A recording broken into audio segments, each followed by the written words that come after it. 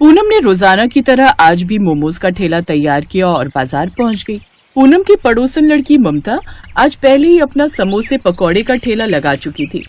क्या हुआ, आज तूने ठेला लगाने में बहुत देर कर दी? माँ की तबीयत ठीक नहीं थी, बापू मजदूरी के लिए दूसरे गांव गए हैं, इसीलिए थोड़ा देर से ठेला लगाया। पूनम रोजाना ऐसे ही मोमोज का ठेला तैयार करती थी। पूनम के माता पिता बहुत गरीब थे।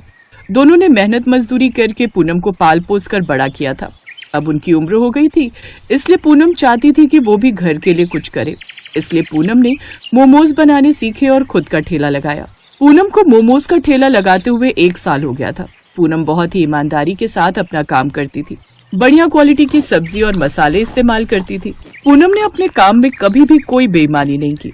हमेशा ही उसने ग्राहकों को बढ़िया मोमोज बनाकर खिलाए। उसकी पड़ोसन ममता बहुत ही लालची और बेईमान स्वभाव की थी, इसलिए पूनम उससे ज्यादा बात नहीं करती थी। वो अपने काम पर ही ध्यान देती थी। कल के समोसे बचे हुए आज यही तल लेती हूँ, ग्राहकों को क्या ही पता चलेगा।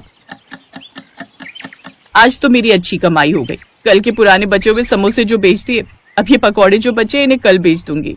ममता, तुझे बेईमानी करते हुए जरा सी भी शर्म नहीं आती? तू लोगों को बासी खाना खिलाती है।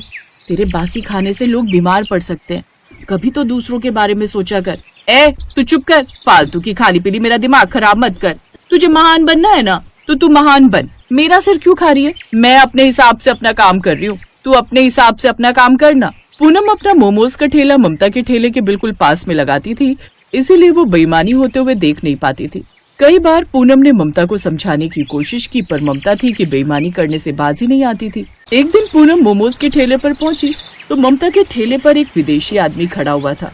ममता उससे झगड़ा कर रही थी। मेरे समोसे के पैसे सीधी तरह से निकालो। ऐसे थोड़ी होता है कि तुम्हारा बैग खो गया तो तुम मुझे पागल बनाओगे। तुम्हारा बैग नहीं खोया है, मेरे पैसे निकालो। सॉरी, मेरे पास पैसा नहीं है, मेरा बैग खो गया है। क्या हुआ ममता, तू क्यों इतना शोर मचा रही है? और ये कौन है? अरे ये विदेशी आदमी मेरे समोसे और पकौड़े खा गया है। अब पैसे देने की बारी आई तो कह रहे कि इसका बैग अभी चोरी हुआ है। कितना बड़ा झूठा आदमी है ये। मेरा यकीन कीजिए, मैं झूठ नहीं बोल रहा। अभी मेरा बैग यही था, अचानक गायब हो गया। उसमें मेरा मोबाइल फोन, मेरा purse, my money, my passport, my card, everything वो मेरे बैग में थे। आप चिंता मत कीजिए ममता, ये ले इनके पकौड़े के पैसे और समोसे के पैसे। आप मेरे साथ आइए, शांति से मेरे ठेले के पास बैठिए। कोई बात नहीं, मिल जाएगा आपका बैग, घबराइए मत। हाँ, ले जा इस बेईमान को अपने साथ बिठा वहाँ ले जाकर। Thank you. जैसे ही मेरा बैग मिलेगा मैं आपके पैसे आपको लौटा दूंगा। कोई बात नहीं सर, आप हमारे देश के अतिथि हैं और अतिथि तो भगवान का रूप होते हैं। थैंक यू पूनम, तुमने मेरी बहुत हेल्प की। मैंने अपने होटल का फोन नंबर इस कागज पर लिख दिया है। अब तो मैं तब तक विदेश वापस नहीं जा पाऊंगा जब तक मेरा बैग मुझे नहीं मिल जाता। अगर मेरा बैग मिल जाए तो प्लीज मुझे इस नंबर पर कॉल कर देना। वैसे भी मैं अपने बैग को ढूंढने की पूरी कोशिश करूंगा। जी, मैं पूरी कोशिश करूंगी कि आपका बैग मिल जाए। डेविड अपने होटल का फोन नंबर देकर चला जाता है। शाम को पूनम घर लौट कर आती है और सारी बात अपने माता पिता को बताती है। सच में बेचारे परदेसी हैं, ना जाने कौन बैग चुरा ले गया। इस ममता को जरा भी शर्म नहीं आई। मुसीबत में पड़े व्यक्ति की मदद करने की जगह पैसे मांग रही है। तूने अच्छा किया बिटिया, जो उनकी मदद की। बस भगवान करे उनका बैग मिल जाए। हाँ बापू, बस ऐसा ही हो। बेचारे बहुत परेशानी में थे। पूनम अभी अपने माता पिता से बात कर ही रही थी कि तभी पड़ोस में रहने वाली ममता की छोटी बहन गुड़िया पूनम के पास आ जाती है। पूनम दीदी, मेरे साथ बाजार चलोगे? मुझे अपने लिए नई फ्रॉक खरीदनी है। ये देखो मेरे पास कितना बड़ा नोट है। दीदी बता रही थी इसकी बहुत कीमत है, ये बहुत महंगा नोट है। $? ये तुझे कहाँ से मिला गुड़िया? मुझे ममता दीदी ने दिया। उनके पास ऐसे बहुत सारे नोट हैं, एक काले रंग के बड़े बैग में रखे हुए हैं, और मुझे देखो एक ही नोट दिया। पूनम बिटिया, इसका मतलब ममता ने ही डेविड जी का बैग चुराया है। हे भगवान, बताओ तो चोरी कर ली। हमें डेविड अंकल का बैग लौटाना होगा। मैं अभी आई। पूनम गुस्से में ममता के घर गई और उसे डांटने लगी। देख ममता, अगर तू चाहती है मैं ये बात किसी को ना बताऊं कि तूने ही डेविड अंकल के बैग की चोरी की है, तो चुपचाप बैग मुझे दे दे, वरना मैं बापू के साथ जाकर पुलिस को बता दूंगी।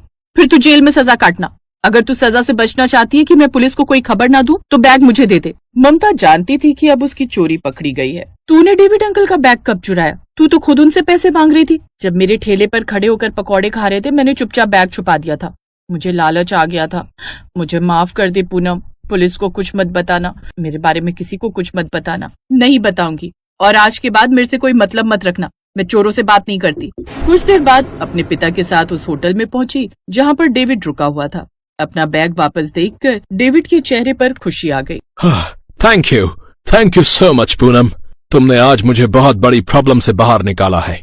डेविड पूनम की ईमानदारी की बहुत सराहना करता है। डेविड को पता चलता है कि पूनम बहुत गरीब घर की है और घर का गुजारा करने के लिए उसके माता पिता मजदूरी करते हैं और वो खुद मोमोज का ठेला लगाती है।